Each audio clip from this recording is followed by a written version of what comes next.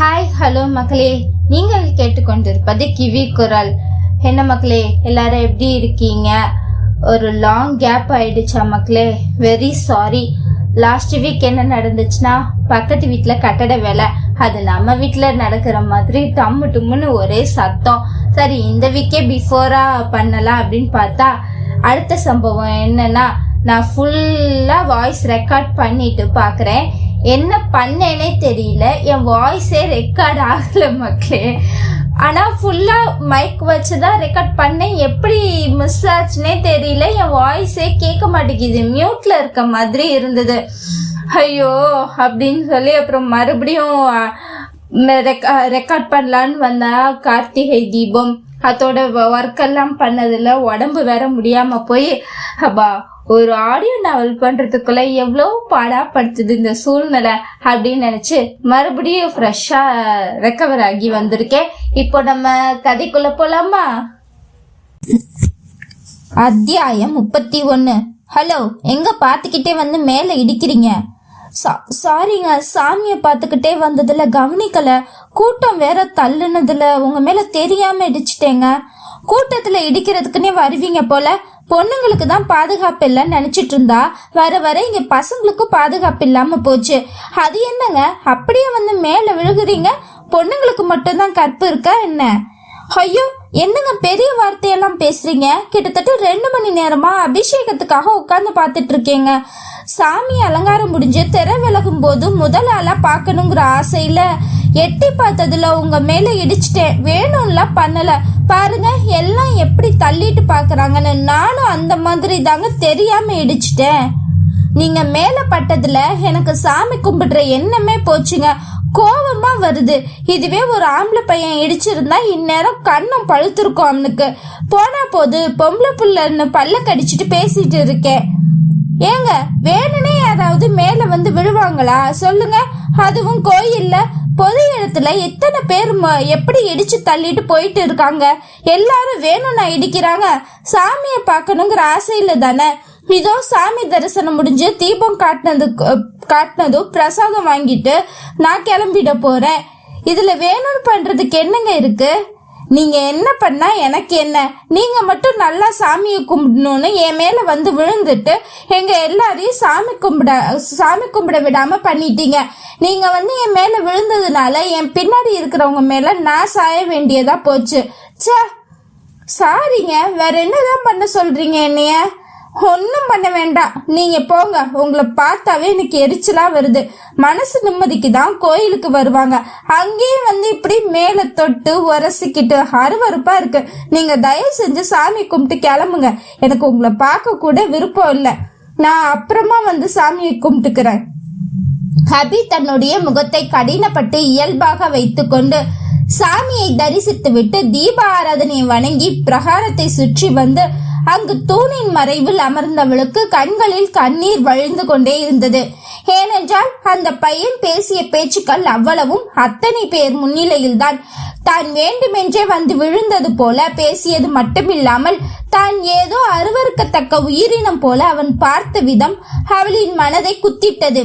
என்னதான் முன்பின் தெரியாத ஒரு பையன் என்று இயல்பாக கடந்துவிட நினைத்தாலும் தான் என்ன அப்படி தீண்டத்தகாதவளா? அவரை வேண்டுமென்றா இடித்தேன்? அவர் மேல் சென்று விழுக எனக்கு மட்டும் ஆசையா என்ன? ஏன் இப்படி இருக்கிறார்கள் என்ற எண்ணம் வந்தாலும் காரணமே இன்றி தனக்கு திருமணம் இன்னும் ஆகவில்லையே. இதனால் தானோ தன் முகம் யாரும் ரசிக்கும்படி இல்லையோ, தான் அழகாக இல்லையோ என்று நினைத்தவளுக்கு மேலும் மேலும் தன் மீதே கழிவிறக்கம் தோன்றியது. ஹபி மாலை எப்பொழுதும் போல கிளம்பி கோவிலுக்கு வந்து விட்டாள். அப்பொழுது கூட அவளுக்கு தன்னுடைய அலைபேசியை எடுத்து பார்க்க வேண்டும் என்றும் சங்கீதா அழைப்பு விடுத்திருப்பாள் என்றும் எந்த எண்ணமும் இல்லாமல் ஏனோ தன் போக்கில் நடந்து வந்தவளுக்கு சாமி அபிஷேகம் அவளுக்கு ஆறுதலை அளிப்பதாக இருந்தது. அதிலேயே லைத்திருந்தவள் சுற்றம் மறந்து போனாள். பிறகு அபிஷேகம் முடிந்து அலங்காரம் என்று திரை சாட்சி விட்டு இருந்த போது கூட சாமியையே பார்த்து கொண்டிருந்தவளுக்கு தன்னை யார் பார்க்கிறார்கள், யார் இருக்கிறார்கள் என்பதை பற்றி யோசனை இல்லாமல் இருந்ததுதான் இவள் இவ்வளவு பேச்சை வாங்க காரணமாக இருந்தது. ஏனென்றால் அந்த பையன் அவ்வளவு கூட்டத்தில் அவளையே தேடி வந்து அவனாகத்தான் அபியின் அருகில் நின்றான். அவளை யாரும் இடித்து விடாமல் இருக்கவும் அவளின் வேண்டுதலுக்கு குறை வராமல் இருக்கவும் தான் வெகு அருகில் வந்தவன் சாமியை தரிசிப்பதை விடுத்து இந்த அழகு சிலையை ரசித்துக் கொண்டிருக்கிறான். ஆனால் இடித்தது என்னவோ அபிதான். அதுவும் தெரியாமல் எதர்ச்சியாக கும்பலில் மோதிவிட்டாள்.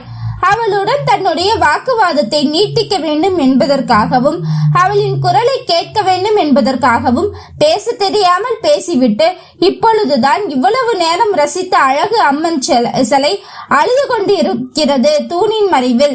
இதை தூரத்தில் இருந்து பார்த்தவனுக்கு தாங்க முடியவில்லை.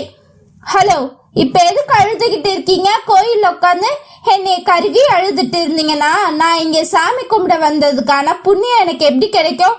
ஒரு பொம்பளை பிள்ளைய கண்கலங்க வச்சுட்டு நான் சாமியை கும்பிட்டுட்டு இருந்தேன்னா சாமி எனக்கு என்ன நல்லது பண்ணும்? அதுதான் உங்களுக்கு வேணுமா?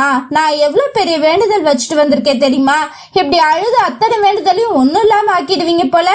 விசும்பலாக அழுது கொண்டிருந்தவளுக்கு தன் அருகில் அமர்ந்து உரிமையாக திட்டிக் கொண்டிருக்கும் அவனை பார்த்து இன்று யார் முகத்தில் வீழ்த்தேனோ, காலையிலிருந்து நடப்பது எதுவுமே சரியில்லை என்று தோன்றியவளுக்கு இன்னும் கோவிலை விட்டு கிளம்பாமல் தன்னிடம் வந்து வலுவிக்க பிரச்சனை பண்ணும் அவனின் மீது கோபம் வராமல் அத்தனையும் பொறுத்து கொண்டு பதில் கூட கொடுக்க திராணி இல்லாமல் இருக்கும் தன் மீதுதான் அவளுக்கு கோபம் வந்தது. நான் ஒன்னும் அழுகல, உங்களுக்கும் சேர்த்து நானே வேண்டிக்கிறேன். கண்டிப்பா உங்களுக்கு நீங்க எதுக்காக இங்க வந்தீங்களோ வேண்டுனீங்களோ அது கண்டிப்பா இந்த அம்மன் செஞ்சு தருவா. ரொம்ப சக்தி உள்ள அம்மன், நீங்க கவலைப்படாம கிளம்புங்க. ஓ, அவ்வளோ சக்தி உள்ள அம்மன்னா அப்ப நான் என்ன கேட்டாலும் கிடைக்குமா? என்ன வேண்டி வந்தேனோ அது எனக்கு கிடைக்குமா? அவளின் காதுக்கு மிக அருகில் கேட்டது குரல். அதை கூட உணராமல் அவனுக்கு ஆறுதல் சொல்லி கொண்டிருக்கிறாள். கண்டிப்பா நியாயமான ஆசை எப்பயுமே நிறைவேற்றப்படும்னு சொல்லுவாங்க. அது மாதிரி உங்களோட ஆசை நியாயமானதா இருந்தா கண்டிப்பா இந்த அம்மன் அவளோட சக்தியை வச்சு செஞ்சு தருவா. வீட்டுக்கு கிளம்புங்க. நான் அழுகிறது உங்களுக்காக இல்ல. நான் அழுதாலும் உங்களுக்கு எந்த கெடுதலும் வராது. புன்னகையோடு அவனிடம் பேசியவளை அள்ளி அணைத்து கொஞ்சம் தோன்றியது அவனுக்கு. சரி என்று உதட்டை சுளித்து அவளை ஒரு முறை ஏற இறங்க ஏளனமாக பார்த்துவிட்டு வெளியே கிளம்பியவன் அங்கு ஒரு மரத்தின் பின்னாடி தன்னுடைய பைக்கை வைத்துக் கொண்டு வேடிக்கை பார்த்து கொண்டு நின்றான். அது கூட தெரியாமல் மேலும் பொங்கிய அழுகையை கடினப்பட்டு உள்ளிழுத்து கொண்டு ஒருவேளை அவன் சொன்னது போல் தான் இங்கு உட்கார்ந்து அழுதால் அவனால் தான் அழுகிறோம் என்று அம்மன் அவனை ஏதேனும் தண்டித்து விடுவாளோ, தன் தலைவிதியை எண்ணித்தானே அழுகிறோம் என்று யோசித்தவளுக்கு காரணமே இல்லாமல் ஒருவர் தண்டிப்பது சரியாகப்படவில்லை. அதனால் மேலும் கண்களை துடைத்துவிட்டு சுற்றி முற்றி பார்த்தவளுக்கு இருட்ட தொடங்கிய வானமும் கோயிலில் குறையும் கூட்டமும் உரைக்கவே வேகமாக மீண்டும் ஒரு முறை சுற்றி வந்து அம்மன் சன்னதியை பார்த்துவிட்டு வணங்கியே வெளியே கிளம்பி விட்டாள் அபி. ரோட்டில் நடமாடும் ஆட்கள் குறைந்திருந்தது. இன்னும் எத்தனை நாட்கள் இந்த தனிமை நீட்டிக்குமோ என்று யோசித்தவளுக்கு தானாக கண்களில் இருந்து கண்ணீர் முட்டி கொண்டு வந்தது. ஏனோ தனித்து விடப்பட்டது போல் உணர்ந்தாள். அர்ஜுன் ஆனந்தி இருந்தால் தனக்கு இப்படி ஒரு யோசனை கூட வந்திருக்க விட மாட்டார்கள். அர்ஜுன் தான் எப்போதும் அவளை பைக்கில் கொண்டு வந்து கோயிலில் விட்டு திரும்பவும் கூட்டி செல்வான். அதை காட்டிலும் ஆனந்தி கோயிலுக்குள்ளே வரமாட்டாள். ஆனால் சாமியே கதியென்று இருக்கும் தன்னுடைய அக்காவை அவ்வளவு பார்த்து கொள்வாள். அக்கா தனியாக செல்கிறாள் என்றால் கோயிலுக்கு வந்துவிட்டு சைட் அடிப்பதும் மற்றவரை கலாய்ப்பதும் என்று அபி கூடவே தொத்திக் கொள்ளும் பட்டாம்பூச்சி ஆனந்தி. அவளுக்கு வேண்டிய அத்தனையும் செய்து கொடுப்பாள். இப்பொழுது அர்ஜுனிடமும் ஆனந்தியிடமும் பேசினால் தேவலாம் போல் தோன்றியது. அப்பொழுதுதான் தன்னுடைய பையை தேடியதுக்கு கைபேசி வீட்டிலேயே வைத்து விட்டு வந்ததும் கூடவே அழையா விருந்தாளியாக சங்கீதாவிடம் தான் இன்னும் கூறவில்லை என்ற நினைப்பும் வந்தது. காலையிலிருந்து தன்னுடைய நிலையிலேயே இல்லாத தன்னுடைய மடத்தனத்தை எண்ணி தலையில் அடித்துக்கொண்டு சரி வீட்டிற்கு சென்று பேசிவிடலாம் என்று வேகமாக நடந்து கொண்டிருக்கும் பொழுது அவளை வழிமறைத்து ஒரு ரெட் கலர் பல்சர் வந்து நின்றது. ஹெல்மெட் அணிந்திருந்தவன் இவளின் திருதிரு பார்வையில் தன் ஹெல்மெட்டை கலட்டி கலைந்திருந்த சிகையை கை கொண்டு கோதிவிட்டான். அவன் இவ்வளவு நேரம் கோயிலில் தன்னை திட்டி தீர்த்தவன் இப்பொழுது வழியை மறைத்து நின்று கொண்டிருக்கிறான். அப்பொழுது கூட அவன் தன்னை வேண்டுமென்றே வந்து தொந்தரவு செய்கிறான் என்று இந்த மரமண்டைக்கு புரியவில்லை. வா, வந்து வண்டியில ஏறு, வீட்டுல விட்டுட்டு கிளம்புற இல்ல பக்கத்துல தான் வீடு, நடந்தே போயிடுவேன். நான் உங்களுக்காக சாமி கிட்ட வேண்டிக்கிட்டேன். நீங்க கேட்டது கண்டிப்பா கிடைக்கும், கவலைப்படாதீங்க.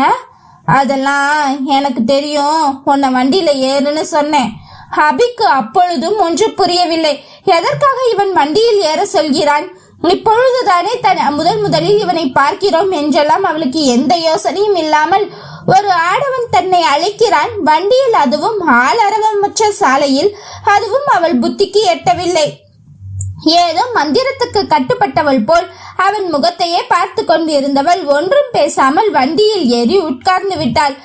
அதைவிட கொடுமை, அவன் கழுத்தை ஒட்டி யானை சங்கிலி போல தடிமனான சங்கிலியில் சிலுவை போட்டிருந்தான். பார்த்ததும் கண்கவரும் வகையில். அதுவும் அவள் கவனத்தில் இல்லை. அவள் வண்டியில் ஏறும்போது அவ்வளவு நேரம் இறுகிய முகம் மெல்ல மெல்ல பூவாக சிரித்தது அவனுக்கு. கம்பிய புடிச்சுக்கோ, விழுந்து வச்சிடாத. ஏதோ யோசனையில் உழன்று கொண்டிருந்தவள் அவன் சரியாக தன் வீட்டிற்கு 10 அடி தொலைவில் வண்டியை நிப்பாட்டியதும் மெல்ல இறங்கி தேங்க்ஸுங்க என்று சொல்லும் பொழுது கூட அந்த மரமண்டைக்கு இவனுக்கு எப்படி தன் வீடு தெரியும்? அதுவும் 10 அடி தொலைவில் இறக்கிவிட்டு செல்கிறானே, என்னவாக இருக்கும் என்றெல்லாம் யோசனை இல்லாமல் புன்னகை முகமாக அவனுக்கு நன்றி கூற டாட்டா காண்பித்திருக்கிறாள்.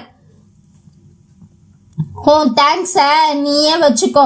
சண்டே நம்ம ஏரியா சர்ச் இருக்குல்ல, காலையில 10 மணிக்கு இல்ல வேணாம், ஒரு 9 மணிக்கே வந்துடு. இன்னைக்கு நீ உட்காந்து கோயில்ல ஒப்பாரி வச்சதுக்கு எனக்கு அங்க வந்து நீயே பிரேயர் பண்ணி கொடு. என்னோட வேண்டுதல் ரொம்ப பெருசுமா, அதனால எல்லா சாமிக்கிட்டையும் கோயில்லையும் நான் வேண்டுதல் வச்சிருக்கேன். அதை கலைக்கிற மாதிரி இன்னைக்கு உட்காந்து கோயில்ல அழுது என்னோட வேண்டுதல் நிறைவேறாம போயிட போகுது. ஒழுங்கா சண்டே உங்க வீட்டுல நீ சொல்லிட்டு வருவியோ சொல்லாம வருவியோ மறக்காம சர்ச்சுக்கு வந்துரு. ஞாயிற்றுக்கிழமையா சர்ச்சுக்கா? எனக்கு சர்ச்சுக்கெல்லாம் போய் பழக்கம் இல்லையே. எந்த காலத்துல இருக்க? எல்லா சாமியும் ஒண்ணுதான், எல்லா மதமும் ஒண்ணுதான், கோயில் மட்டும்தான் வேற வேற. நீ வரலனா என்னோட வேண்டுதல் பழிக்காம போனதுக்கு நீதான் காரணம் சொல்லிட்ட. இன்னைக்கு இந்த அம்மன் ரொம்ப சக்தி வாய்ந்ததுன்னு தெரிஞ்சுதான் நான் வேண்ட வந்தேன். நீயா வந்து என் மேல இடிச்சு என்னை கோபப்படுத்திட்டு உக்காந்து அழுது என்னோட வேண்டுதல் எல்லாத்தையும் நீ ஸ்பாயில் பண்ணிட்ட. அதுக்கு தண்டனையா ஒழுங்கா வந்து சேரு. சண்டே நம்ம ஏரியால இருக்க அந்தோனியார் சர்ச்சுக்கு வாசல்லையே உனக்காக வெயிட் பண்ணிட்டு இருப்பேன். கரெக்டா 9 மணிக்கு எல்லாம் நீ அங்க இருக்கணும், சரியா என்று ஏதோ சொந்த பொண்டாட்டிக்கு கட்டளையிடுவது போல் கூறிவிட்டு அவன் பாட்டு வண்டியை எடுத்துக்கொண்டு கிளம்பி விட்டான். இவளும் ஏதோ பிரம்மை பிடித்தவள் போல் வீட்டிற்குள் சென்று சாமியை கும்பிட்டு விட்டு தன்னுடைய பிரசாதங்களை எல்லாம் சாமியிடம் வைத்து விட்டு இருந்தவளுக்கு தன்னுடைய கூடையில் மல்லிகைப்பூ இருப்பது அப்பொழுதுதான் உரைத்தது.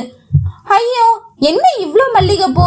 நம்ம வாங்கி சாமிக்கு கொடுத்தாச்சு, சாமிக்கும் அர்ச்சனை பண்ணிட்டு நமக்கு கொஞ்சம் தானே அந்த அர்ச்சகர் கொடுத்தாரு, இவ்ளோ மல்லிகைப்பூ இல்லையே என்று யோசித்தவளுக்கு அந்த ஆடவன் இதையும் வச்சுக்கோ, ஒழுங்கா வேண்டிக் கொடு என்று தன்னுடைய கூடையில் வைத்தது ஞாபகம் வந்தது. அப்பொழுதும் அவளுக்கு அதில் விகற்பமாக எதுவும் தோன்றவில்லை. அப்பா, என்ன கோபம் வருது இந்த மனுஷனுக்கு. வீட்டுல இருக்கவங்க எப்படிதான் சமாளிக்கிறாங்களோ பாவம்.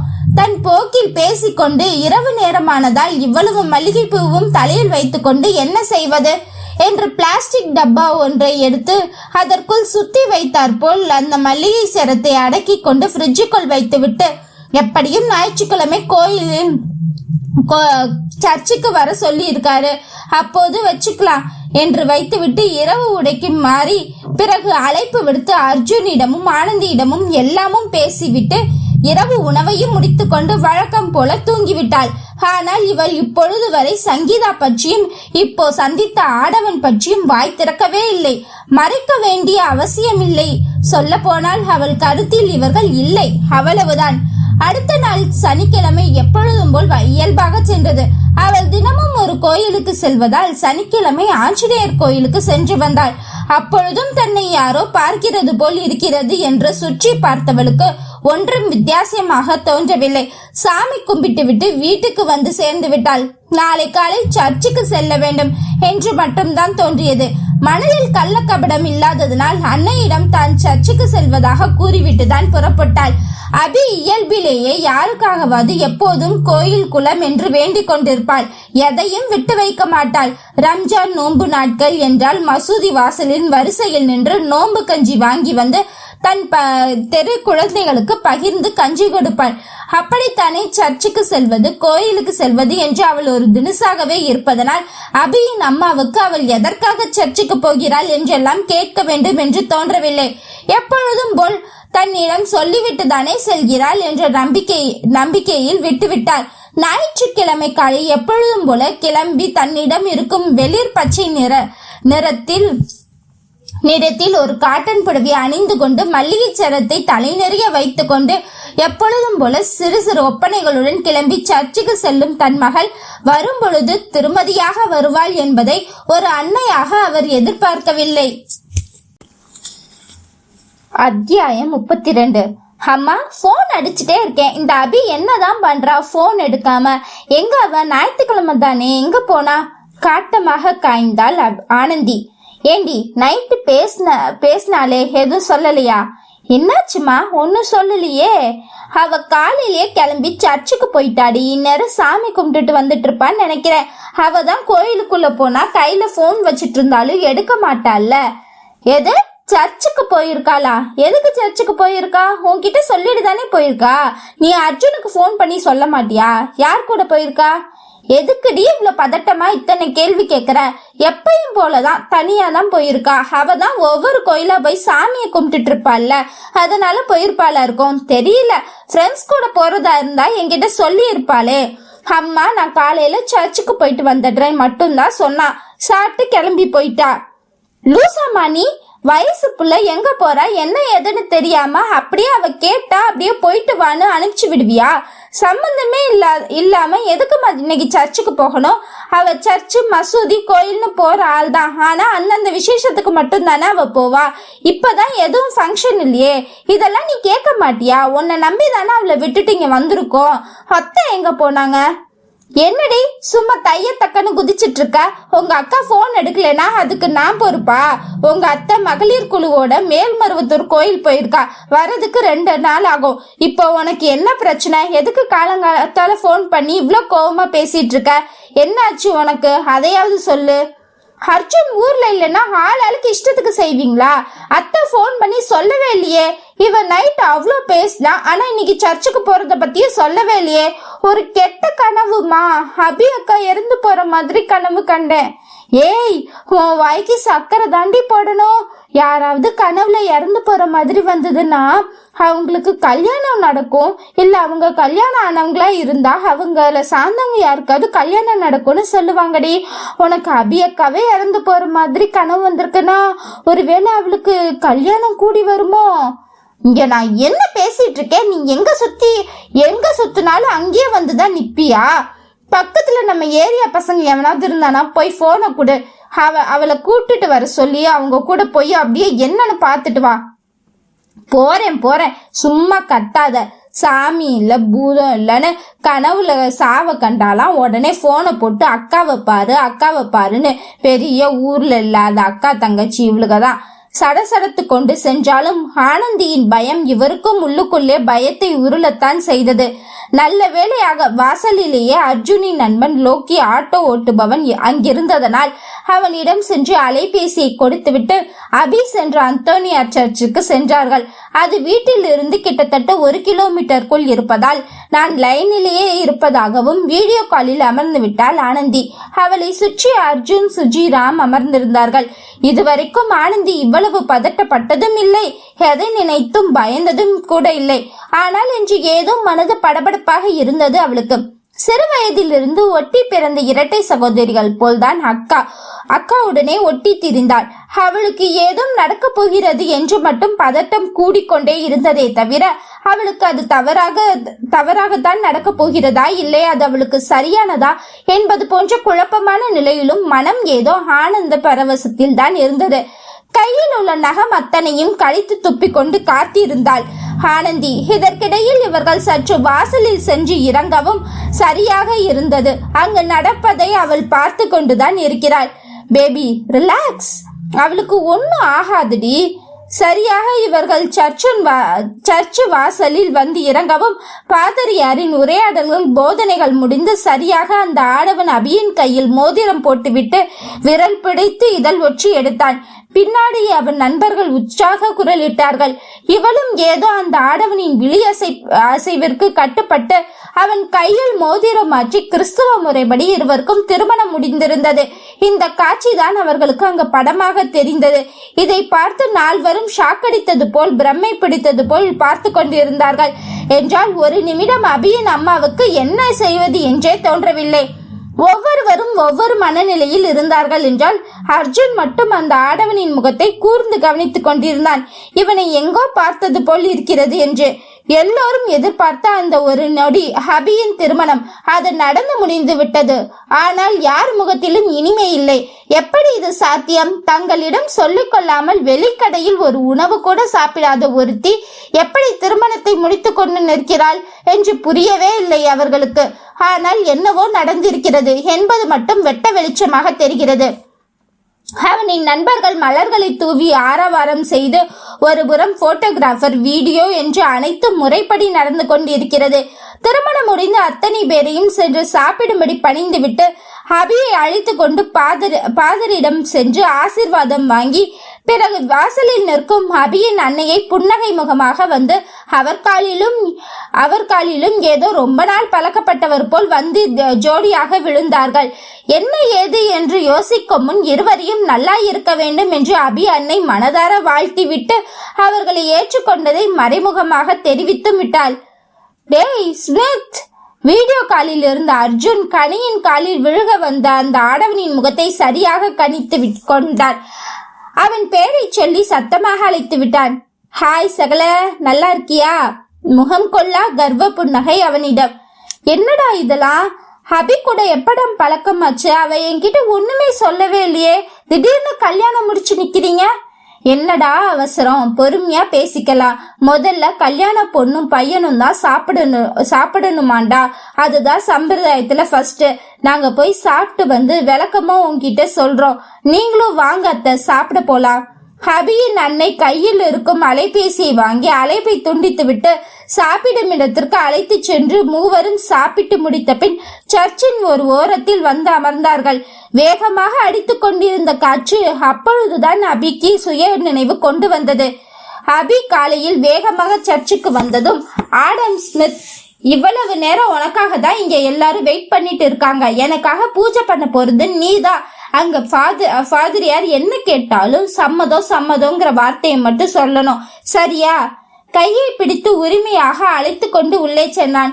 தனக்காக காத்திருக்கிறார்கள் என்று மட்டும் யோசித்த அபிக்கு வேற ஒன்றும் தவறாக தோன்றவில்லை. உள்ளே சென்று பாதிரியார் இருவரின் திருமணத்துக்கான சம்மதம் தான் கேட்டுக்கொண்டிருக்கிறார்.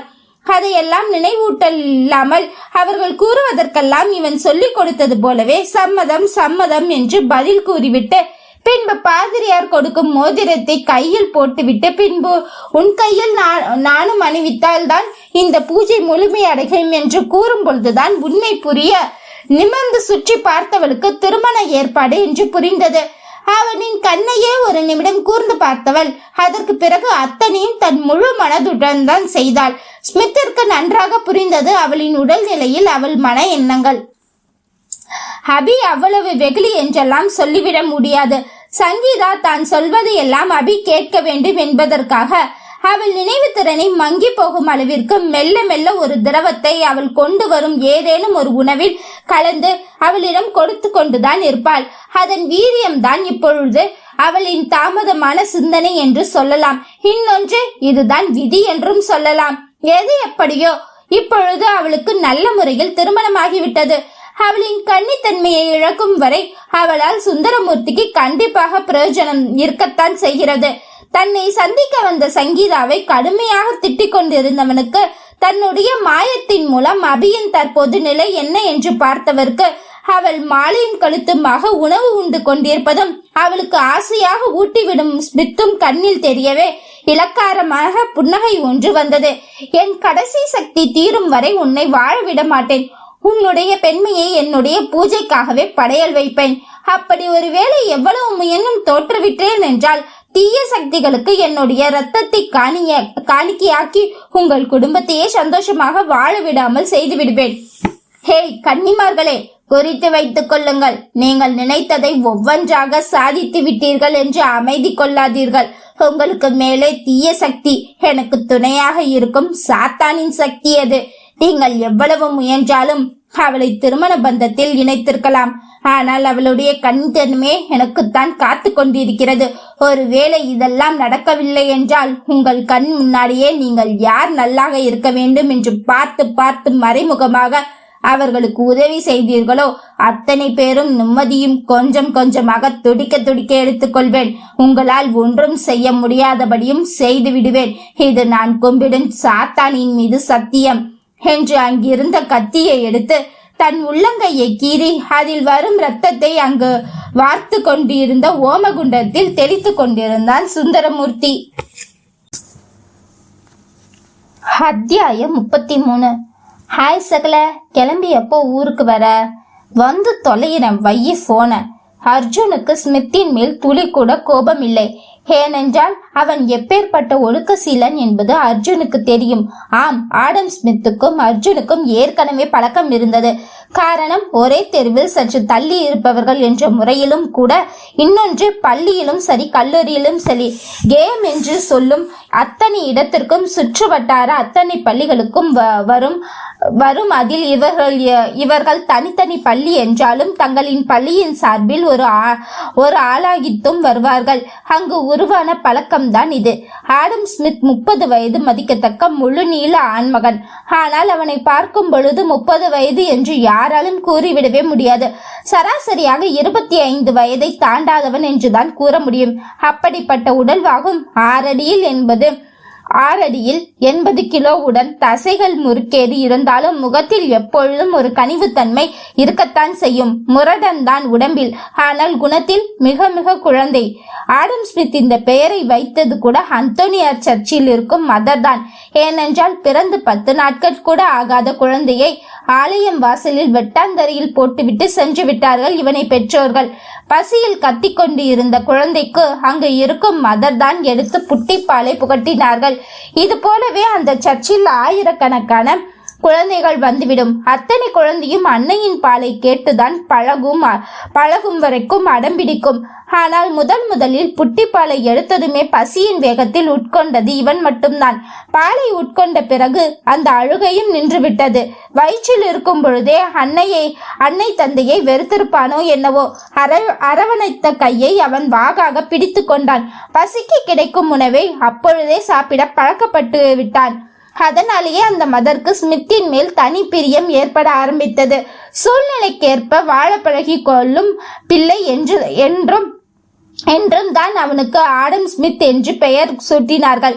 அதே போல் பள்ளி கல்லூரி என்று அங்கு கிடைக்கும் நன்கொடையும் யாரேனும் கொடுத்து உதவும் ஸ்காலர்ஷிப்பின் மூலமும் அத்தனையும் மெரிட்டில் தான் படித்தான்.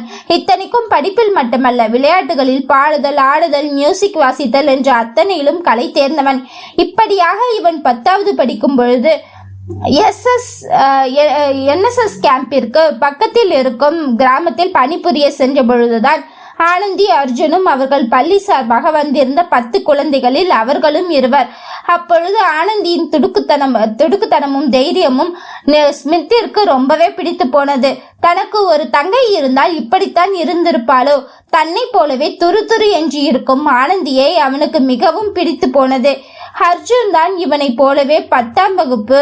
ஆனால் ஆனந்தி சிறிய வகுப்பு தான். அர்ஜுன் ஆனந்தி உறவு எல்லோருக்கும் தெரியும் என்பதாலும் பாதுகாப்பாக பார்த்து கொள்ளவே அர்ஜுன் இருப்பான் என்பதாலும் யாரும் அவனை தடுக்கவில்லை. கேம்பில் சுற்றி திரிந்த நாட்களில் அவன் ஆனந்தியின் பின்னே சுற்றி கொண்டு இருப்பான்.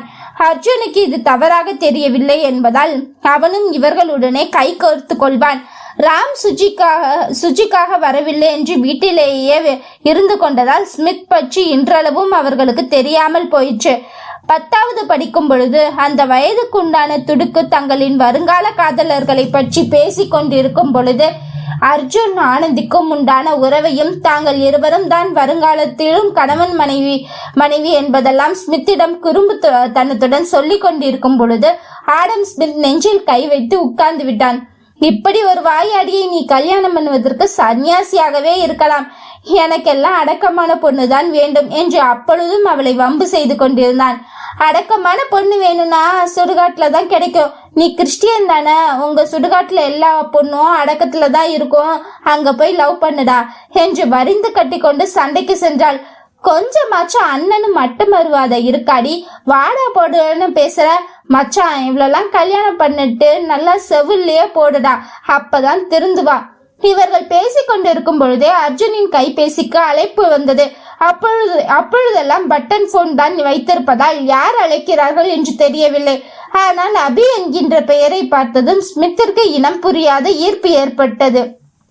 கைபேசியில் அபி பேசுவது இங்கு வெளியே கேட்டுக்கொண்டிருந்தது. அவளின் மெல்லிசை குரலையும் அடக்கமான பாவனையும் அக்கறையாக விசாரித்ததையும் பார்த்தவனுக்கு தனக்கு இப்படி ஒரு காதலி கிடைத்தால் நன்றாக இருக்கும் என்று யோசித்துக் கொண்டிருக்கும் பொழுது அழைப்பு துண்டிக்கப்பட்டது.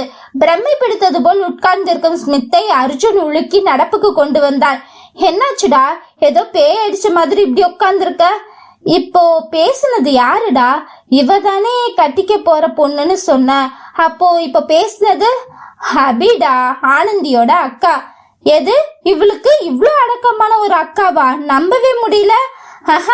ஆனந்தி உனக்கு செம பல்படி. இன்ன வரைக்கும் ஸ்மித்து மட்டும்தான் இந்த கேள்வி அவன்கிட்ட கேட்காம இருந்தான். அவனும் கேட்டுட்டானா? எல்லாரும் இதுதான்டா கேட்பாங்க. அபி அப்படியே ஆனந்திக்கு ஆப்போசிட். அபி ரொம்ப அமைதி, எதிர்த்து கூட பேச மாட்டா. ரொம்ப அக்கறையான பொண்ணு தெரியுமா? சரி, அக்காங்கிற எத்தனை வயசு வித்தியாசம்? டேய், அவ ஆனந்திக்கு தான் அக்கா, அவ நமக்கு செட்டு தான். அப்பாடா, என் நெஞ்சில பால வார்த்தடா. ஏன் நீ அபிய பத்தி விசாரிக்கிறது ஒன்னும் சரியா படலையே? என்ன விஷயம்? என்ன சகல, நம்மெல்லாம் ஒரே குடும்பம் இல்லையா? அடப்பாவி. அவர்களின் பேச்சை கேட்டுக்கொண்டிருந்த ஆனந்தி ஸ்மித்தை அடிக்க துரத்தினாள். சுத்தி சுத்தி ஓடி அவளின் அடியில் இருந்து தப்பிக்க முற்பட்டாலும் அவளிடம் கடைசியில் சிக்கி பல சாத்துகள் வாங்கிய பிறகு ஆனந்தி கூறினாள், என் அக்காவை காலம் ஃபுல்லா இப்படியே வச்சிருந்தாலும் வச்சிருப்போமே தவிர உன்னை போல ஒரு அராத்துக்கு கல்யாணம் பண்ணி கொடுக்க மாட்டேன். எங்க அக்கா எவ்வளவு அமைதி தெரியுமா? ஆனா நீ வாயை திறந்தா மூடவே மாட்டேங்கிற. எங்க அக்காவை கொடுமைப்படுத்துவடா. அப்படி இப்படி என்று அவள் படு சீரியஸாக பேச ஆரம்பித்து விட்டாள். இப்பொழுது பேசி புரிய வைக்க முடியாது. அந்த வயது இவளுக்கு இல்லை என்பதால் அவளிடம் சரி சரி என்று அவளின் போக்கிலேயே விட்டுவிட்டு பிறகு அர்ஜுனிடம் உண்மையாக தான் கூறியதாகவும் தன்னை பற்றி முழு விவரமும் கூறிக்கொண்டு பிறகு இது நடக்கும் பொழுது பார்த்து கொள்ளலாம் என்று விட்டு அங்கிருந்து கிளம்பினார்கள். அதுவும் அன்று முதல் அர்ஜுனுக்கும் ஸ்மித்துக்குமான பழக்கம் நாளுக்கு நாள் நெருங்கி கொண்டே இருந்தது. நட்பாக தொடர்ந்தார்களா இல்லை சகல என்ற முறையில் இருந்ததா என்பதெல்லாம் இருவருக்குமே வெளிச்சம். அர்ஜுனிடம் ஸ்மித் பேசும்போது ஆனந்தியும் இரு வார்த்தைகள் பேசுவாள், பின்பு வைத்து விடுவாள். அபிக்கு வரன் அமையவில்லை என்பதை பற்றி கூட ஸ்மித்திடம் அர்ஜுன் பேசும் பொழுது தான் வந்து திருமணம் செய்து கொள்வதாக தான் அவன் கேட்டிருந்தான். அபி ஒப்புக்கொள்வாள் என்கின்ற நம்பிக்கை இல்லை. அது மட்டுமில்லாமல் எங்கள் குடும்பத்தில் என்ன சொல்வார்களோ. சரி இருக்கட்டும், இந்த ட்ரிப்பு முடிந்து வந்து பேசுகிறேன் என்றுதான் அர்ஜுன் சொல்லி அபியை பார்த்து கொள்ளுமாறு இவனிடம் பணிந்து விட்டே நெல்லை சென்றான். அன்று ஸ்கூலில் பேசிய பிறகு பொதுவான விஷயங்களையே இருவரும் பகிர்ந்து பேசக்கொள்ள ஆரம்பித்தார்களே தவிர கல்லூரி அடி எடுத்து வைக்கும் பொழுதுதான் அவன் ஒன்றை கவனித்தான். அபிக்கு காலையிலும் மாலையிலும் உடனே சென்று வரும் பாதுகாப்பு வேலையும் சேர்த்தே ஸ்மித் பார்க்கிறான் என்பதையும் அது அபிக்கு தெரியவில்லை என்பதை அப்பொழுதே கண்டறிந்தான். அப்பொழுதும் ஸ்மித்திடம் சென்று பேசும்போது இன்றளவும் அபியை தான் நினைத்து கொண்டிருக்கிறான் என்பதும் அபியின் விருப்பமில்லாமல் எதுவும் செய்ய முடியாது. அபி விரும்பினால் எங்களுக்கு சந்தோஷம் என்று கூறி வந்தான் அர்ஜுன் பேச்சு வாக்கில் அபியிடம் வேறு மதத்தை சார்ந்தவனை திருமணம் செய்து கொள்வதில் உனக்கு விருப்பமா என்று கேட்கும் பொழுது அம்மாவின் விருப்பமே என் விருப்பம் என்று அவள் ஒரே வார்த்தையில் முடித்து விட்டாள். அம்மா அடுத்த மதத்தை தாங்கள் எப்படி பின்பற்றுவது? அங்கே சென்று பிள்ளை எவ்வளவு கஷ்டப்படுமோ என்று தாம் தும் என்று குதிக்க ஆரம்பித்து விட்டார்கள். அதனால் பிறகு பேசிக்கொள்ளலாம் என்றுதான் முதலில் நெல்லை வேலை முடித்து விட்டு வருவோம் என்று கிளம்பியது. ஆனால் அதற்குள் அப்படி என்ன அவசரம் எடுத்ததோ? அவளை எங்கு சந்தித்தான், எப்படி பேசினான், எப்படி திருமணத்திற்கு ஒத்துக்க வைத்தான்? இப்பொழுது திருமணம் ஆகி தன்னுடைய திருமதியாகி வைத்திருக்கிறானே. ஹலோ ஸ்மித், என்னாச்சு? பிளாஷ்பேக்கு போயிட்டியா? மலரும் நினைவுகள்டா. சரி, அதை விட நீ சீக்கிரம் ஊருக்கு வாடா. நீ வேலையாத்தானே நெல்ல போயிருக்க, எப்படியும் 2 days லீவ் கேட்டா கண்டிப்பா கொடுப்பாங்கல்ல. நீ ஊருக்கு வா. ஊருக்கு வந்ததும் கொஞ்சம் எல்லாருக்கும் சொல்லி முறையா ரிசப்ஷன் மாதிரி வச்சிடலாம். அப்புறம் நான் அவசரமா கல்யாணம் பண்ணதுக்கு என்ன ரீசன் எல்லாமே உன்கிட்ட சொல்லணும்டா. நேர்ல பேசிப்போம். பட் ஐ ப்ராமிஸ் யூ, நான் அவ பர்மிஷன் இல்லாம அவளை கஷ்டப்படுத்த மாட்டேன். உனக்கே தெரியும், அவ என்னைய மனசு மாதிரி ஏத்துக்கிற வரைக்கும் அவளுக்காக நான் கூடவே ஒரு ஃப்ரெண்டா இருப்பேன். அது உனக்கே தெரியும்னு நம்புறேன். I trust me Arjun. டேய், இவ்வளோ எக்ஸ்பிளைன் பண்ணணும்னு அவசியமே இல்லை. நான் எப்படி என் குடும்பத்துக்காக இவ்வளோ யோசிச்சு செய்யறேனோ அது மாதிரி நீ அபி விஷயத்துல ஒரு விஷயம் செய்யறனா கண்டிப்பா அது அவளுக்கு நல்லதா தான் இருக்கும். மேல நான் எல்லாம் எனக்கு ரொம்பவே நம்பிக்கை இருக்கு. பட் சடனா பண்ணிட்டேங்கிற கேள்விதான். இட்ஸ் ஓகே, நாங்க லீவ் கேட்டுட்டு ஈவினிங் கிளம்பிடுறோம். நீ ரிசப்ஷனுக்கு முடிஞ்சா வேலையெல்லாம் ஏதாவது ரெடி பண்ணி வைடா. வந்ததும் ரிசப்ஷன் வச்சுக்கலாம். பின்பு கனியிடம் அழைப்பை கொடுத்து ஆடம் ஸ்மித் பற்றியும் அவர்களுக்கும் தங்களுக்குமான நட்பு வட்டத்தை பற்றியும் முழுமையாக கூறினான். அர்ஜுன் பிறகு தன் அன்னையை அழைப்பு விடுத்து இங்கு நடந்த விஷயத்தை எல்லாம் மேலோட்டமாக கூறிவிட்டு இன்னும் ஒரு நாட்களில் அபிக்கு வரவேற்பிருப்பதால் சீக்கிரமாக கிளம்பி வரும்படியும் பணிந்துவிட்டு வைத்து விட்டான். ஆக இங்கிருந்தே அனைத்து வேலையும் முடித்து விட்டதால் பிறகு தன்னுடைய மேனேஜருக்கு அழைத்து அவசரமாக ஆனந்தியின் அக்காவிற்கு திருமண ஏற்பாடு நடந்து விட்டதால் 2 நாட்கள் மட்டும் தங்களுக்கு விடுப்பு வேண்டும் என்றும் கேட்டுக்கொண்டு நால்வரும் நெல்லையிலிருந்து புறப்பட்டார்கள். இவர்கள் நால்வரும் சென்னைக்கு வரவும் அதே போல் அர்ஜுன் அம்மா மேல்மருவத்தில் இருந்து வீட்டிற்கு வரவும் சரியாக இருந்தது. அதற்குள்ளாகவே எப்படியும் இப்பொழுது அபியிடம் பேசுவது சாதாரண கணவன் மனைவிக்குண்டான கொஞ்சல், ரொமான்ஸ், கடலை வறுத்தல் போன்று எந்த விதமும் இருக்காது என்பதனால் முழு மூச்சாக ரிசப்ஷன் வேலையில் இறங்கிவிட்டான் ஸ்மித்.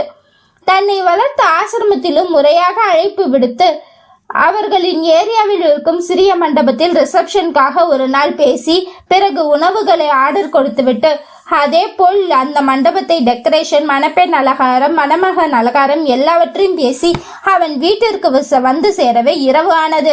அங்கு அனைவரும் இவனுக்காக காத்து கொண்டிருந்தார்கள். எல்லோரிடமும் தன்னை ஒரு முறை அறிமுகப்படுத்திவிட்டு தான் பிறந்தது, வளர்ந்தது, வாழ்ந்த சூழ்நிலை அனைத்தையும் கூறிவிட்டு பின்பு அர்ஜுனும் தனக்குமான பழக்க வழக்கங்கள், இன்றளவும் தொடரும் நட்பு வட்டங்கள் அனைத்தையும் கூறியவன் பின்பு இந்த கல்யாணம் அவசரமாக நடப்பதற்கு ஒரு காரணம் இருக்கிறது. ஆனால் அது இப்பொழுது சொல்லி எல்லாரையும் சங்கடப்படுத்த விரும்பவில்லை. தான் அர்ஜுனிடம் தனியாக பேச விரும்புவதாக அவனுக்கு கண்ணை காட்டிவிட்டு மாடியில் சென்று நின்று கொண்டான். அர்ஜுனின் நட்பு என்றால் நிச்சயம் தவறாக இருக்காது என்பதால் பெரியவர்கள் புரிந்து கொண்டதனால் அமைதியாக இருந்தார்கள். மேலும் இந்த தெருவின் கடைசியில் அந்த சர்ச்சை ஒட்டிதான் ஸ்மித் தனியாக வீடு எடுத்திருக்கிறான் என்றும் ரிசப்ஷன் போன்ற முறையான சடங்குகள் முடிந்ததும் இருவரும் அங்குதான் செல்ல போகிறார்கள். எப்படியும் கண்ணெதிரேதான் அபி வாழப் போகிறாள் என்பது தெரிந்ததும் மீண்டும் கூடுதல் மகிழ்ச்சியாகவே அவர்களை ஏற்றுக்கொள்ள ஏதுவாக இருந்தது. ஆனால் மற்றவர்கள் அடுத்த நாள் மாலை நடக்க போகும் ரிசப்ஷனுக்கு தேவையானதை தயாராகி கொண்டிருந்த வேளையில் அபிக்கு ஏதோ குழப்பமாக மட்டும் இருக்கிறதே தவிர மற்றபடி தனக்கு தவறு நடக்கிறது என்றெல்லாம் யோசிக்கவில்லை. அர்ஜுன் ஒரு விஷயத்தை தனக்கு செய்கிறான் என்றால் அது நல்லதாக தான் இருக்கும் என்று எப்பொழுதும் போல இப்பொழுதும் முழுமையாக அவனை நம்புகிறாள். ஆனால் மேலே சென்ற அர்ஜுன் ஸ்மித் பேச பேச அர்ஜுனுக்கு கோபத்தில் கண்கள் நரம்பெல்லாம் புடைத்து வெளியே வர காத்து கொண்டிருந்தது. அப்படி என்ன விஷயமாக இருந்திருக்கும்? அத்தியாயம் 34.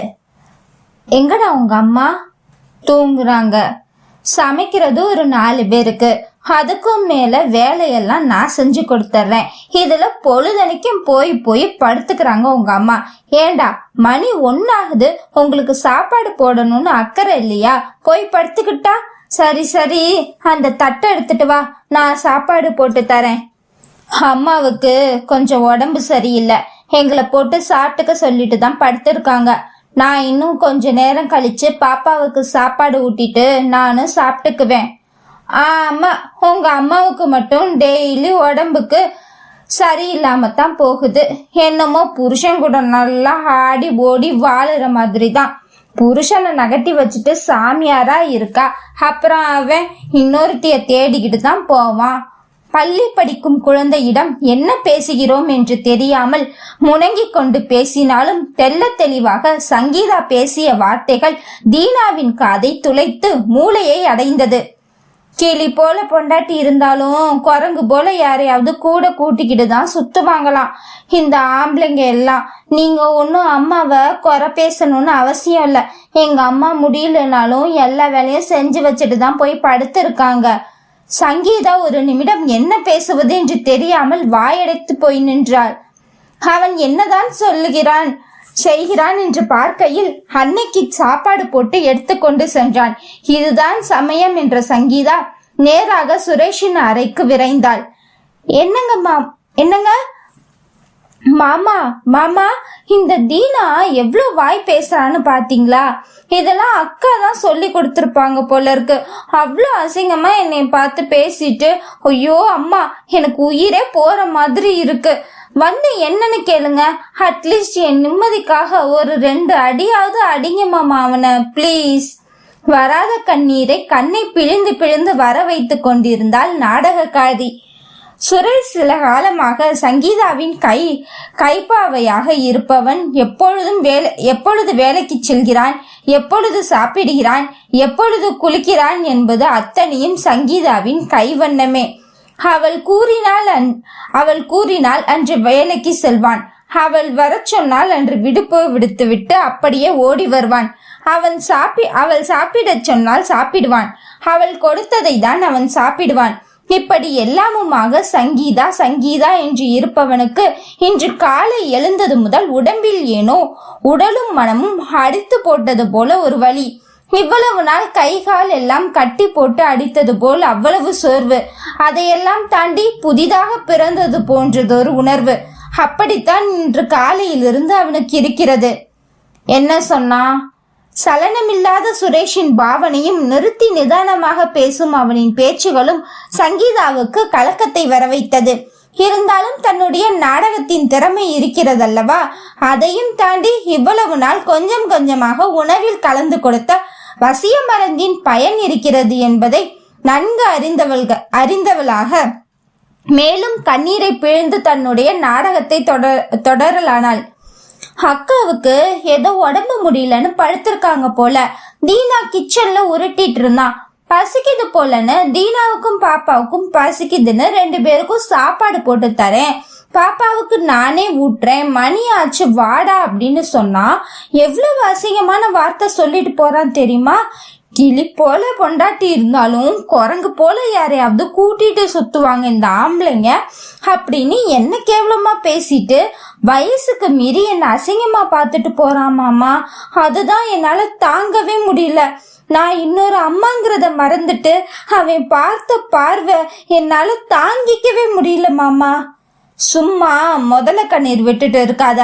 அவ்வளோ பெரிய வார்த்தைய எதுக்காக சொன்னாவன்? வெறும் சாப்பாடு போட்டேங்கிறதுக்காக உங்களுக்குள்ள இப்படி ஒரு பேச்சு நடந்திருக்குமா? முதல்ல அவனுக்கு இந்த பழமொழி எல்லாம் ஸ்கூலுக்கு போற பையனுக்கு யார் சொல்லி கொடுக்கறாங்க? பிள்ளைக்கு முன்னாடி எதுக்கு இதெல்லாம் பேசிட்டு இருக்கீங்க? என்ன மாமா இப்படி கேக்குறீங்க? நான் அழுகிறது உங்களுக்கு முதல்ல கண்ணீர் விடுற மாதிரி இருக்கா? எவ்வளவு மனசு உடைஞ்சு அழுகிறேங்கிறது உங்களுக்கு புரியலையா? என் பையன் மாமாவன். எனக்கு இதுக்கப்புறம் எத்தனை குழந்தை நான் பெத்துக்கிட்டாலும் என் முதல் பையன் மாமாவன். என்னை பத்தி என்ன வார்த்தை சொல்லிட்டான்? இதெல்லாம் அவனுக்கு யார் சொல்லி கொடுத்திருப்பா? உங்களுக்கு தெரியாதா? அதனாலதான் நான் ஒன்னும் சொல்லவே முடியல. நீங்களும் முன்ன மாதிரி எதையும் தலையிட மாட்டேங்கிறீங்க, கேட்கவும் மாட்டேங்கிறீங்க. நீங்க வேலைக்கு போனதுக்கு அப்புறம் இங்க எவ்வளவு கொடுமை அனுபவிக்கிறேன்னு எனக்கு தானே மாமா தெரியும். நானா ஆசைப்பட்டு உங்களை கல்யாணம் பண்ணிக்கிட்டேன். இவ்வளவு நேரம் தெளிவாக தைரியமாக பேசிக் கொண்டிருந்த சுரேஷிற்கு, நானா உன்னை ஆசைப்பட்டு கல்யாணம் பண்ணி கொண்டேன், நீ கல்யாணம் பண்ணி என் வாழ்க்கையை கெடுத்து விட்டாயே என்ற சங்கீதாவின் குற்றம் சுமர்த்தும் வார்த்தைகளாலும் பார்வைகளையும் தாங்கிக் கொள்ள முடியாமல் ஒரு கணம் தலை குனிந்துதான் நின்று கொண்டிருக்கிறான். இங்கு பலர் மனைவியின் தங்கச்சியையும் அக்காவையும் கூட பிறந்த பிறப்பு போல பார்த்து அவர்களுக்கு கல்யாண செலவு முதல் அவர்கள் பிள்ளைகளுக்கு தங்களால் முடிந்த அளவுக்கு சீரென்று செய்து வழி நடத்தும் சில ஆண்களும் இருக்கும் பொழுதுதான் தான் மட்டும் ஏன் இப்படி மாறி போனோம்? அதுவும் காதலித்து கரம் பிடித்தேன் இந்துமதியை. எத்தனை இன்னல்களை தாங்கி இருப்பேன். பெற்றவர்களை வேண்டாம் என்று உதறி தள்ளிவிட்டு அல்லவா என் காதல் மனைவியை கரம் பிடித்தேன். ஏன் இப்படி அவளை 2 குழந்தை பிறந்ததும் வீட்டுக்கு உபயோகம் இல்லாத காய்லான் கடை பொருள் போல ஒதுக்கி வைத்துவிட்டு இவளுடன் சல்லாபிக்க ஆரம்பித்தேன். இவளுக்கும் எனக்கும் கிட்டத்தட்ட 20 வயது வித்தியாசம் அல்லவா? இன்னும் சொல்ல போனால் ஒரு தங்கையாக, எனக்கு பிறந்த முதல் பெண் குழந்தையாக பாவித்து இருக்க வேண்டுமே. இவளின் வாழ்க்கையை நானே கெடுத்து விட்டேனே என்று மேலும் மேலும் குற்ற உணர்ச்சியில் தவித்துக் கொண்டிருந்தவன் சங்கீதாவின் நாடகத்தினாலும் ஓயாத அழுகையாலும் வெளியே வந்து தீனாவை விசாரிக்க இந்துமதி அரைவாசலிலே நின்று கொண்டிருந்தான். அம்மா அம்மா, சாப்பாடு கொண்டு வந்திருக்கேம்மா, நானே பிசைஞ்சு ஊட்டி விடுறேன், சாப்பிட்டு படுக்கிறீங்களா? வேணாண்டி தங்கம், எனக்காக பாப்பாவுக்கு கொஞ்சம் இறுக்கமா பிசைஞ்சு இல்லைன்னா மத்து வச்சு கடைஞ்சு ஊட்டி விடு. டிவியில ரைம்ஸ் போட்டு விட்டு அவளுக்கு ஊட்டி விடு. நீயும் அப்படியே சாப்பிடு. அப்பாவை சாப்பிட சொல்லு. சித்தி சாப்பிட்டாளா? பாப்பாவுக்கு நான் இப்பதான் சாப்பாடு ஊட்டி விட்டேன். தூங்கி எந்திரிச்சதுமே அம்மான்னு கேட்டுட்டு தான் வந்தா.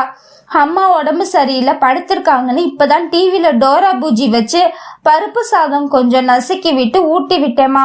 நீங்க ஊட்டும் போது பார்த்திருக்கேன்ல, அதனால எனக்கு தெரிஞ்சதுமா. அப்படியே நானும் ஊட்டி விட்டுட்டேன். எனக்கும் தட்டில் போட்டுதான் எடுத்துட்டு வந்திருக்கேன். நீங்களும் சாப்பிடுங்க, நானும் சாப்பிடுறேன். பாப்பா டிவி தான் பார்த்துட்டு இருக்கா, டோரா பூஜி.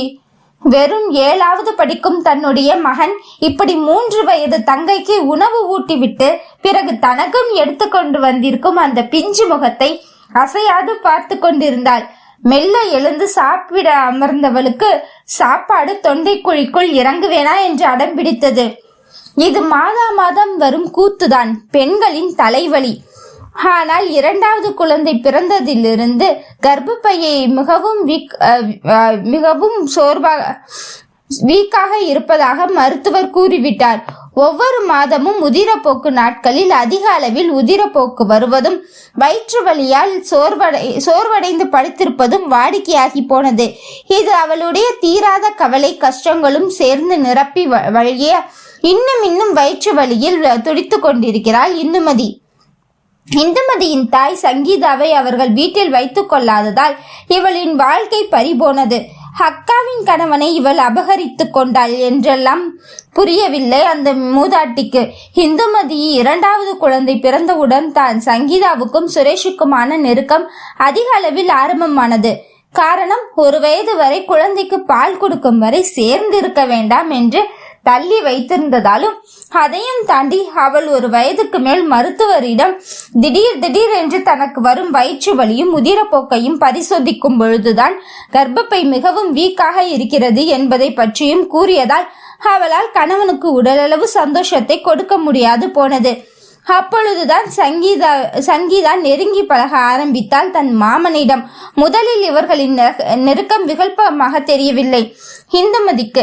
இது போல உதிரப்போக்கு நாட்களில் மிகுந்த பசி எடுக்கும் நள்ளிரவு கூட முழிப்பு தட்டிவிட்டால் ஏதேனும் சாப்பிடலாம் போல இருக்கின்ற எண்ணம் இருக்கும். காசு பணத்துக்கு வசதி வாய்ப்புக்கு குறை இல்லாததால் வீட்டில் பழங்கள் பால் என்று எந்த வஞ்சனையும் இல்லாமல் இருக்கும். அன்றும் ஒரு நாள் உதிரப்போக்கு அதிகமாக இருக்கவே ஈரணைப்பு அதிகமாக தெரியவும் சரி எழுந்து சென்று நாப்கினை மாற்றிவிட்டு அப்படியே ஏதாவது சாப்பிட்டு விட்டு வரலாம் என்று முழித்தவளுக்கு பக்கத்தில் சுரேஷ் இல்லாதது அதிர்ச்சியாக இருந்தது.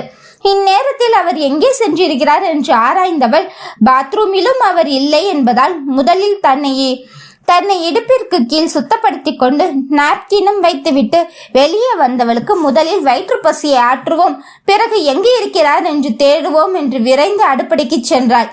பாலை சுண்ட காய்ச்சி சத்து மாவு கலந்து உண்டுவிட்டு பிறகு சில வாழைப்பழங்களை உண்டு திருப்தியாக பசியாறிவிட்டு வெளியே எழுந்து வந்தவளுக்கு சங்கீதாவின் அறையிலிருந்து முக்கல் சத்தமும் சிரிப்பு சத்தமும் கேட்டது. கூடவே ஒரு ஆண் பேச்சு சத்தமும் கேட்கவே கொந்தளித்து விட்டாள். வயசு பிள்ளை ஏதோ ஆடவனிடம் அலைபேசியில் பேசுகிறாளா, இல்லை வீட்டுக்கே வரவழைத்து விட்டாளா? நானும் நோய்வாய்ப்பட்டு அடிக்கடி படுத்து விடுகிறேன். இவரோ எதையும் கண்டு கொள்ளாமல் இருக்கிறார். வயசு பிள்ளையின் அறையிலிருந்து ஆடவனின் குரலா? இவளை எப்படி கல்யாணம் பண்ணி கரை சேர்ப்பது?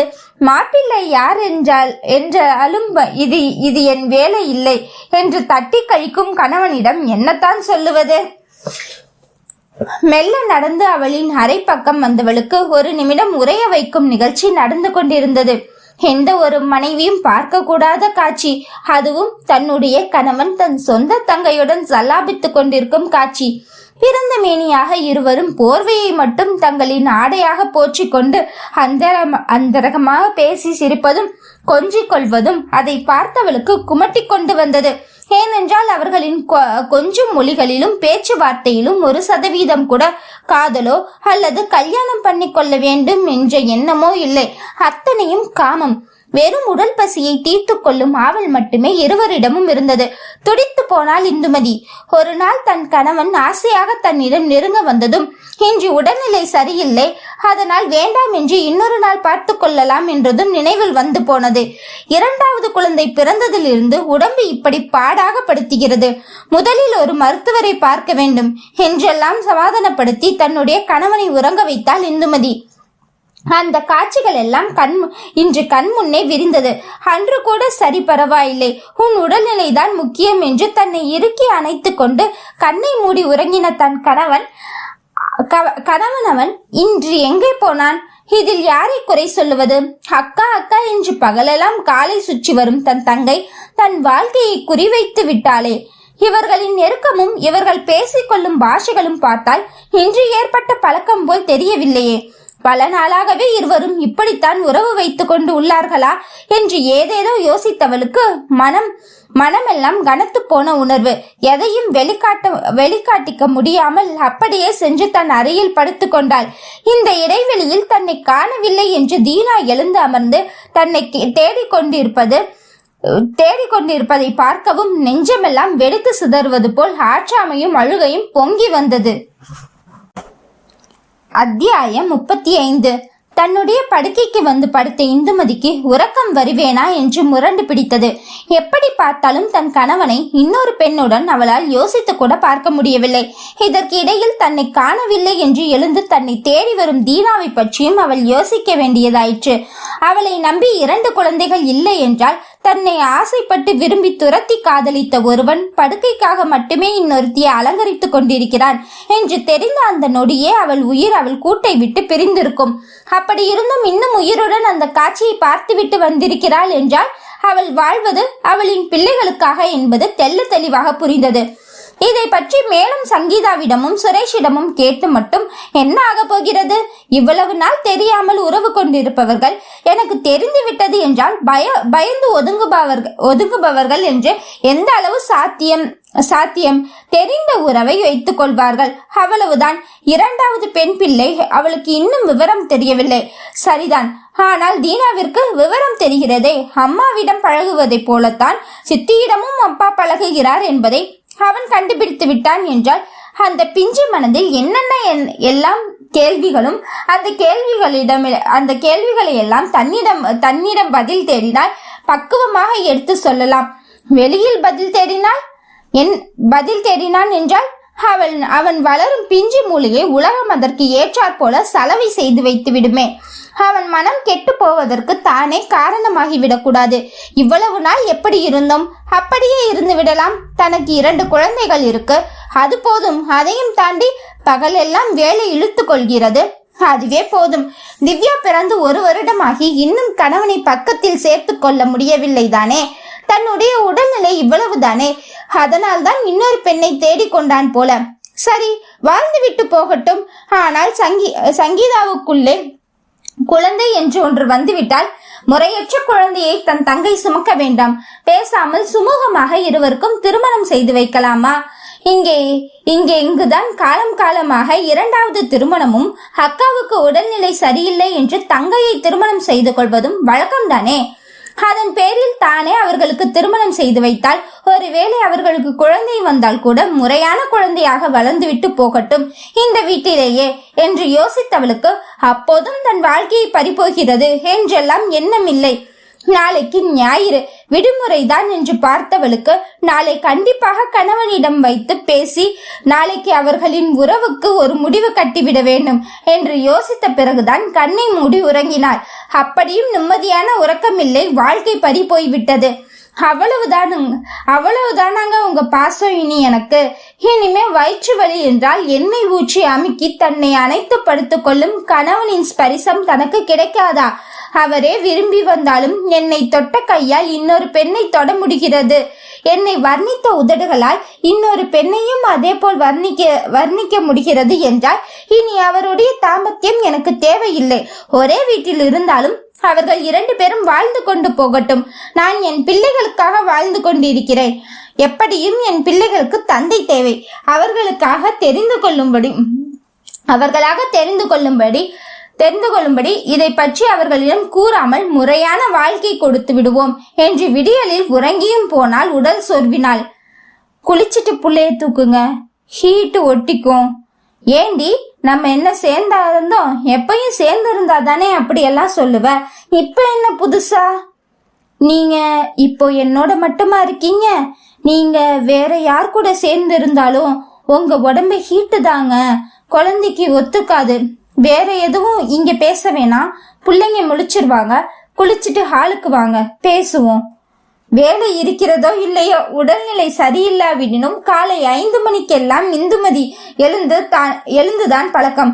அதனாலேயே அவளுக்கு முழிப்பு வந்துவிடும் என்பதை அறிந்த சுரேஷ் 4 மணி போல வந்து இந்துமதி அருகில் படித்து கொண்டான். படுத்தவன் அப்பொழுதுதான் உறக்கத்தில் புரண்டு படுக்கும் குழந்தையை பார்த்தவனுக்கு ஏனோ அள்ளி கொஞ்ச வேண்டும் போல் இருந்தது. நெருங்கி வந்து குழந்தையை தட்டி கொடுக்க வந்து விட்டான். அப்பொழுதுதான் இந்துமதி பக்கத்தில் தன் கணவனின் ஸ்பரிசம் தெரியவே முழித்து விட்டாள். அவளுக்கு அருவருப்பு, கோபம், அதையெல்லாம் தாண்டி பெருத்த ஏமாற்றம், வலி, அதுதான் அவளுக்கு இருந்தது என்று கூறலாம். ஏதோ ஒரு வேகத்தில், தடுமாற்றத்தில் நீ அவளோடு கூடிவிட்டாய். அதற்கு பிறகாவது அதை பற்றி என்னிடம் கூறி மன்னிப்பு கேட்க கூட உனக்கு தோன்றவில்லை எனில் அப்போது நாம் வாழ்ந்த வாழ்க்கைக்கு அர்த்தம்தான் என்ன? எத்தனை நாள் சின்ன சின்ன தவறுகள் செய்துவிட்டு மன்னிப்பு என்கின்ற பெயரில் அன்று முழுவதும் காலிலேயே விழுந்து கிடப்பாயே. அதையெல்லாம் நினைத்து பார்த்தவளுக்கு எல்லாமே நடிப்பாக தோன்றியது. இத்தனைக்கு பிறகு எந்தவித குற்ற உணர்ச்சியும் இல்லாமல் என்னிடம் வந்து முகம் காட்டுகிறாயே என்றுதான் அவளின் ஆற்றாமையாக இருந்தது.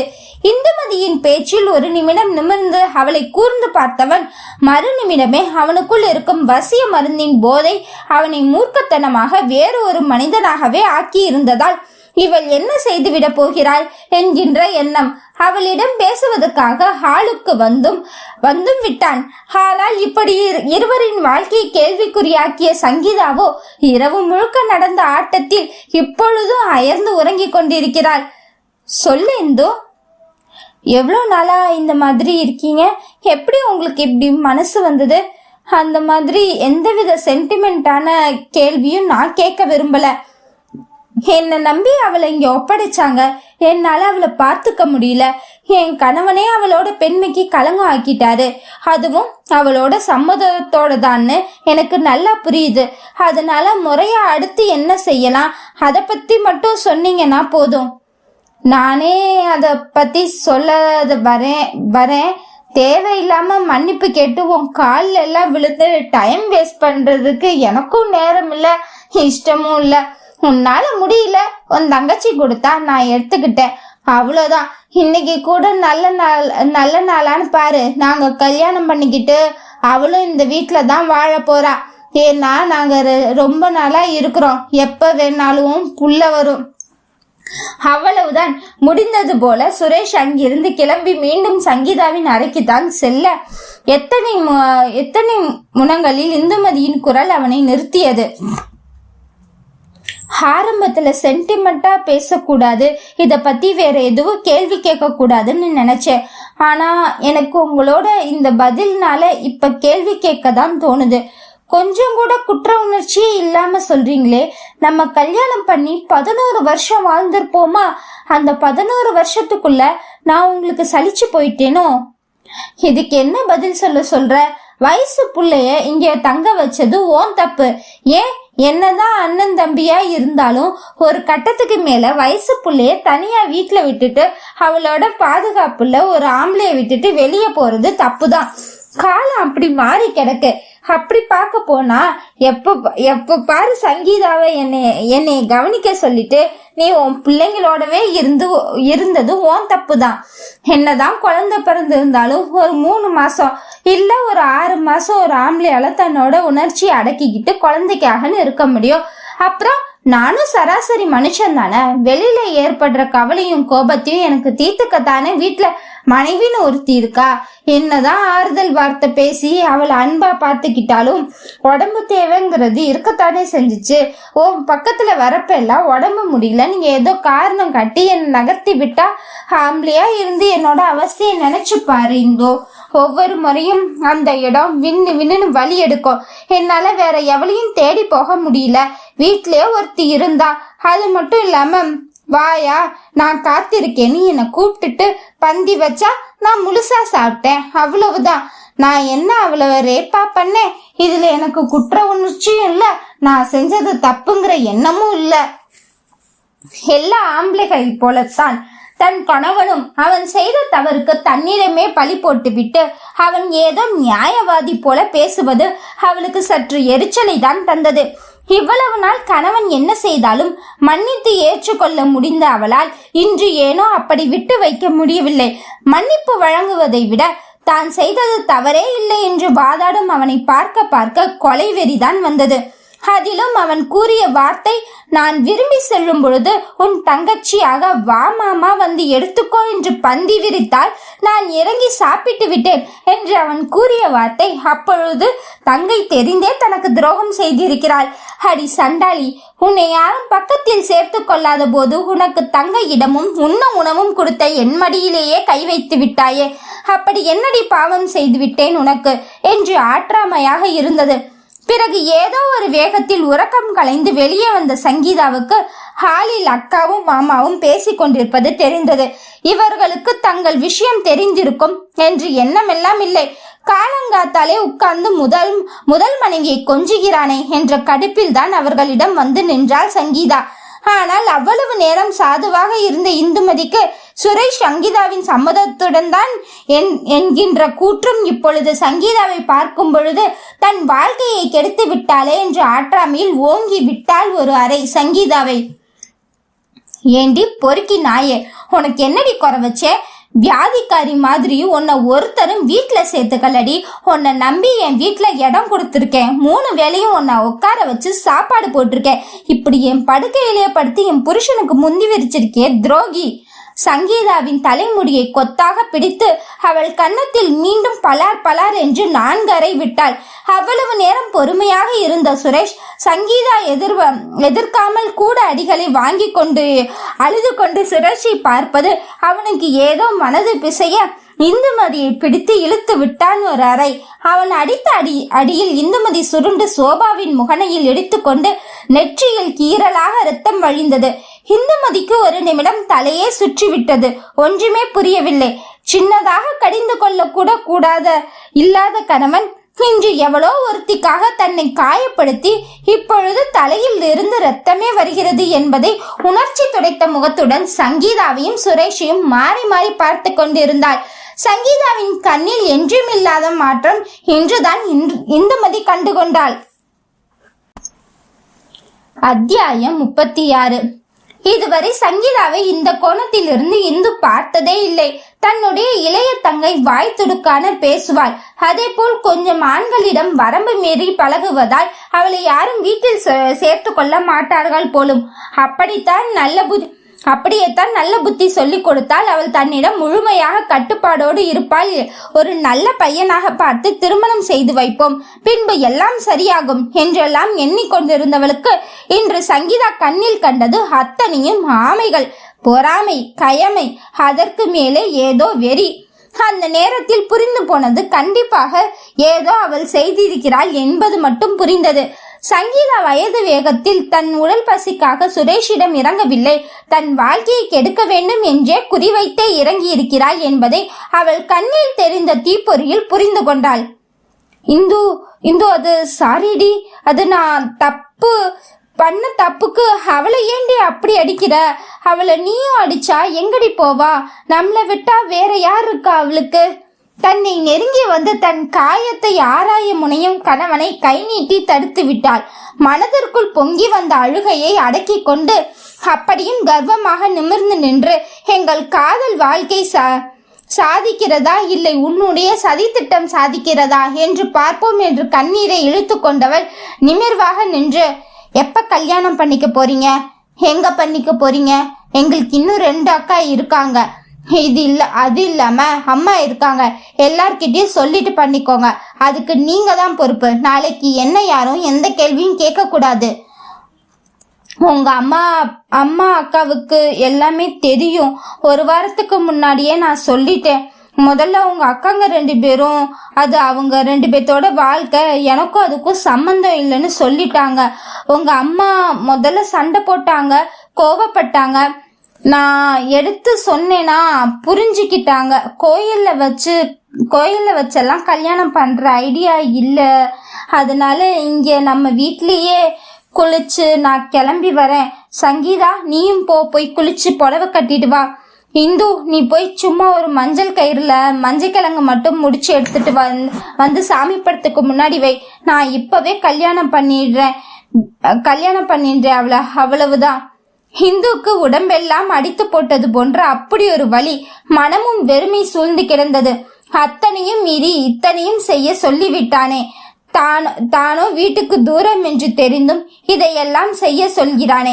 வாழ்க்கை ஆரம்பிக்கிறார்கள். நல்ல நேரத்தில் நல்லவர் முன்பு ஆரம்பிக்க வேண்டியதுதானே என்று யோசித்தவளுக்கு விரக்தியான புன்னகை ஏற்பட்டது. ஆம், தான் வாழ்க்கை கூட கூடியிருக்கிற அத்தனை நல்லவர்கள் முன்னாடி அம்மன் கோயிலில் கல்யாண மாங்கல்யம் முடித்து ஆரம்பித்தது. இதோ 11 வருடத்தில் என்னுடைய வாழ்க்கை பறிபோகவில்லையா? அது போலத்தான்.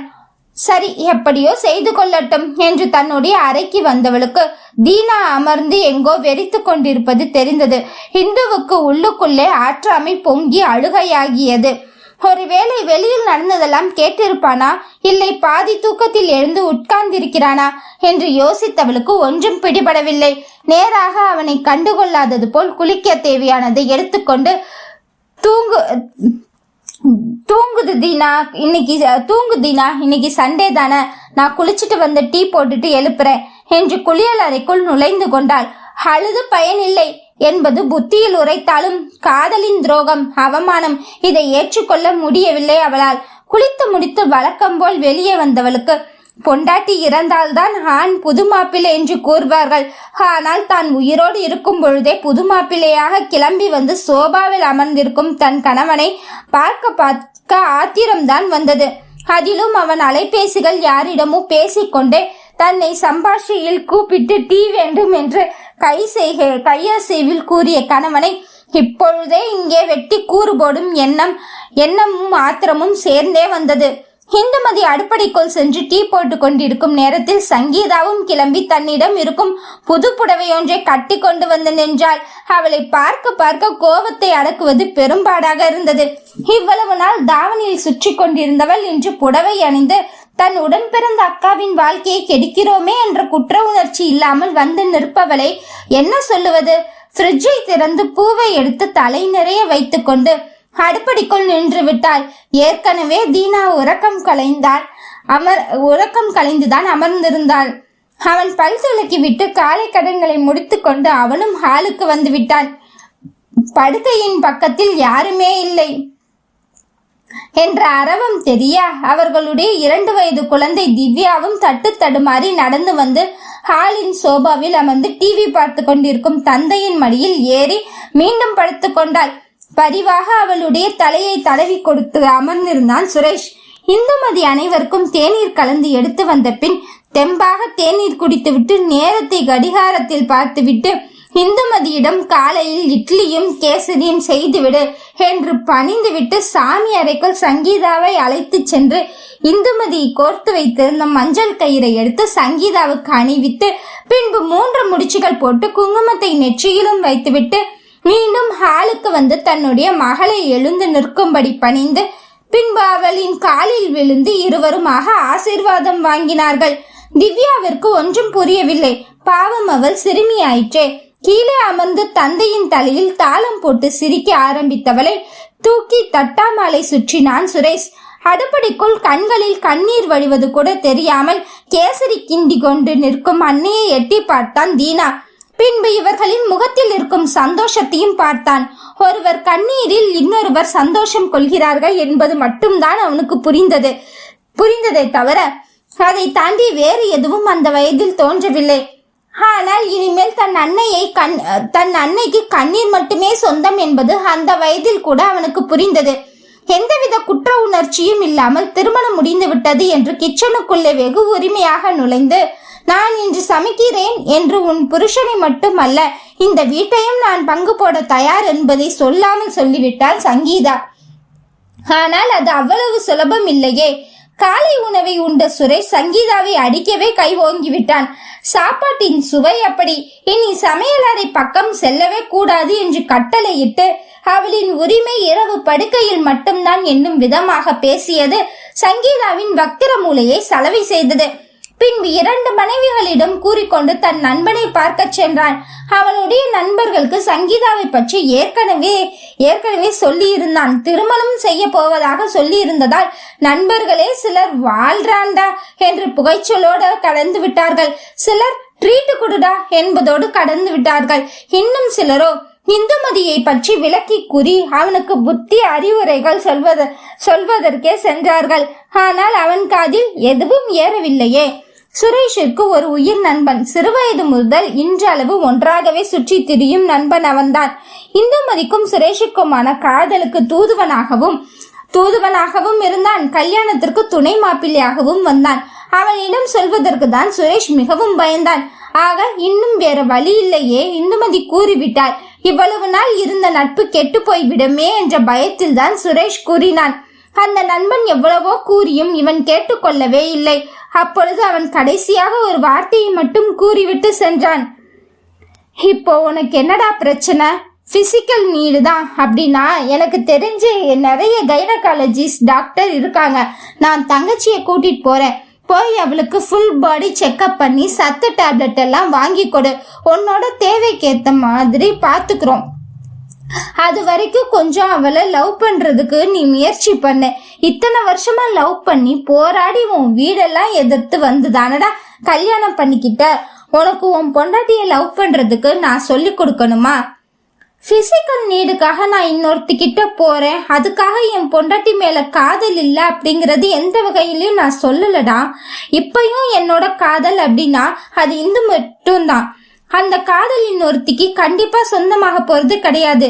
ஏதோ ஒரு வகையான வேகத்துல உடம்பு பசிக்கு நான் அவ தங்கச்சி கிட்ட போயிட்டேன். அவளும் பெருசா எதிர்ப்பு எதுவுமே காட்டல. அதனால நாங்க அடிக்கடி இருக்கிற மாதிரி ஆயிடுச்சு. நாங்க பாதுகாப்பாவே இருந்தும் குழந்தை உண்டாகிடுச்சுன்னா இல்லீகலா சொசைட்டிக்கு ஒரு குழந்தை கொடுக்க முடியாதுல்ல. அதனால அவளையும் கல்யாணம் பண்ணி முறையா வீட்டோட வச்சுக்க போறேன், அவ்வளவுதான்.